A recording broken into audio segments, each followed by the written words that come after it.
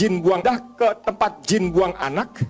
Pernyataan ex kader PKS Edi Mulyadi yang diduga menghina Kalimantan Timur terkait ibu kota negara baru dikecam oleh sejumlah elemen mahasiswa dan lembaga swadaya masyarakat Minggu 23 Januari. Dikecam, diultimatum hingga dilaporkan, semoga Edi Mulyadi gak pingsan. Ditulis oleh ex Hardi dari Swar.com. Berbagai pihak mulai beramai-ramai melaporkan Edi Mulyadi, si tukang nyinyir dengan gaya ngamuk berapi-api. Ada dua ucapannya yang dianggap menyakiti dan meresahkan. Yang pertama soal sindiran terhadap Prabowo sebagai Menhan. Edi bicara soal IKN dengan mengaitkannya dengan warga Cina yang akan tinggal di sana. Dia sampai teriak-teriak kenapa Prabowo tidak paham soal ini. Dia mengibaratkan Prabowo sebagai macan yang seharusnya mengaum, malah jadi mengeong. Dan akhirnya dilaporkan ke Polda Sulawesi Utara atau Sulut atas tuduhan dugaan penghinaan terhadap Prabowo. DPD Gerindra Sulut merasa tidak terima ketum mereka dihina seperti itu.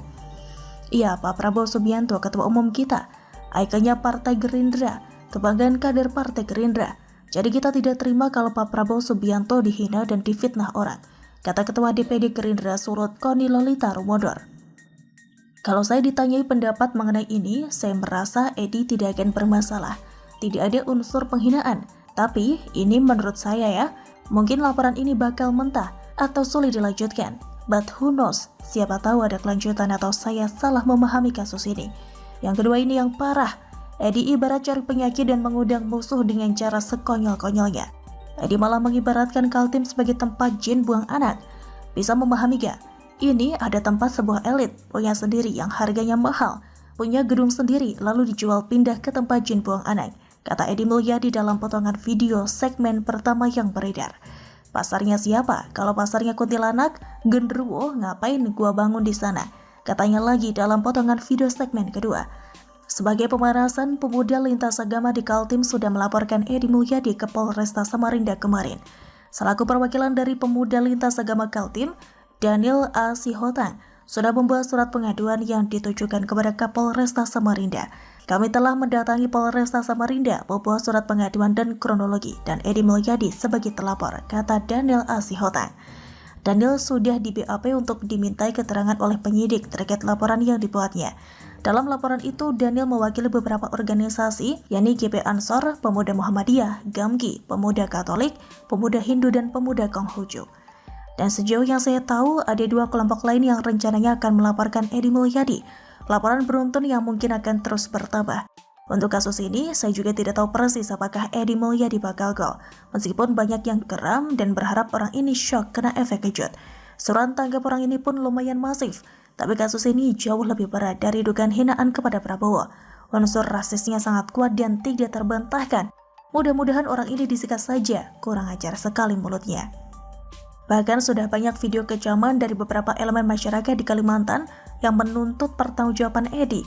Bahkan ada aksi turun ke jalan. Kaltim itu banyak memberi sumbangsi bagi perekonomian Indonesia, pernah jadi penghasil minyak terbesar bagi negara dan menjadi sumber pembiayaan negara.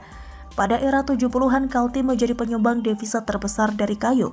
Lalu dari era 80-an hingga saat ini, Kaltim menjadi penyumbang produksi batu bara terbesar di Indonesia, mencapai 60%.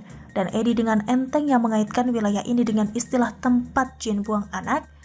Pertanyaannya, Edi Mulyadi sudah sumbang apa buat negara ini? Sumbang nyinyiran dan narasi kotor? Semakin banyak yang melaporkan orang ini semakin bagus. Syukur-syukur orang ini benar-benar kena pasal dan ditahan karena memang sudah meresahkan, terutama pada bagian IKN yang dikaitkan dengan Cina. Narasi ini sungguh berbahaya dan menyesatkan. Dengan mengaitkan ini ke Cina, Edi sama persis dengan kelompok sebelah yang bermain isu ini sejak dulu untuk kepentingan memecah belah rakyat. Ucapan Edi ini sudah termasuk fitnah kalau dia tidak bisa membuktikan. Kalau ada yang melaporkan dia melalui sudut ini, Cina serbu IKN, maka laporan terhadapnya sudah komplit, melengkapi dua kasus sebelumnya yang sudah dilaporkan. Semoga polisi cepat-cepat proses orang ini. Tidak usah tunggu lama-lama. Kalau dibiarkan melenggang bebas, biasanya akan makin besar kepala dan arogan. Bagaimana menurut Anda?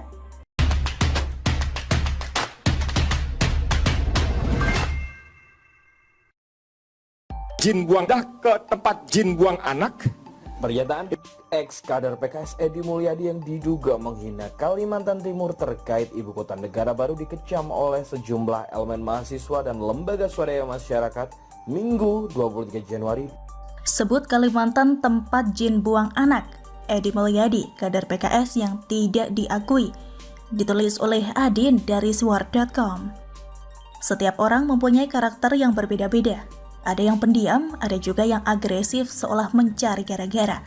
Setiap orang berhak mengekspresikan pendapatnya asal jangan sampai kebablasan, apalagi menyinggung orang lain, apalagi sampai menyinggung suatu daerah, suku apalagi agama. Karena ketersinggungan ini akan mengakibatkan rasa marah dan menimbulkan perselisihan. Tentu saja hal ini tidak diharapkan karena akan menimbulkan perpecahan. Beberapa waktu lalu masyarakat Jawa Barat khususnya heboh karena merasa tersinggung oleh perkataan dari anggota Dewan yang terhormat Arteria Dahlan. Kader PDIP ini kebablasan menyarankan Jaksa Agung untuk memberhentikan Kajati yang menggunakan bahasa Sunda ketika rapat. Pernyataan dari Arteria ini menyinggung suku Sunda dan warga masyarakat Jawa Barat. Gelombang protes dan bernada amarah dari masyarakat Sunda khususnya datang bertubi-tubi. PDIP sebagai partainya Arteria didesak untuk memecat anggota Dewan ini. Untuk itu kita harapkan untuk bisa lebih berhati-hati dalam mengeluarkan pernyataan. Selain menjaga lisan, sekarang ini seiring berkembangnya teknologi juga harus pandai menjaga jari. Jangan sampai mengetik postingan yang menyinggung sara. Ternyata ada berita lagi yang menghebohkan karena menyinggung personal dan juga daerah.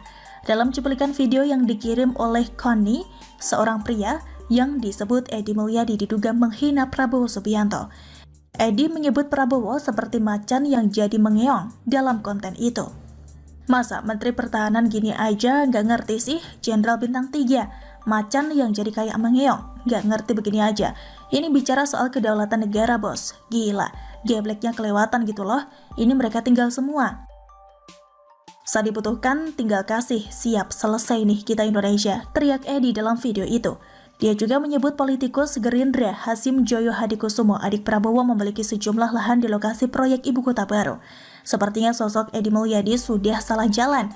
Dia dengan nekat menghina seorang Prabowo Subianto yang merupakan Menteri Pertahanan dan Ketua Umum Partai Gerindra. Tentu saja perkataan Edi yang menghina Prabowo secara personal akan berakibat fatal.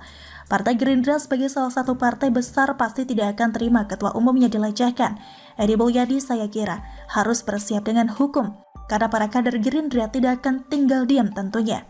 Ternyata Edi Mulyadi ini bukan hanya menghina Prabowo, tapi juga daerah Kalimantan sebagai tempat akan dibangunnya ibu kota negara yang baru. Nama Edi Mulyadi kembali menjadi sorotan usai videonya yang diduga menghina Kalimantan viral di media sosial. Dalam video yang diunggah di kanal YouTube miliknya pada Selasa 18 Januari 2022 lalu, dia bersama sejumlah pihak lainnya menyatakan penolakan terkait pemindahan ibu kota ke Kalimantan.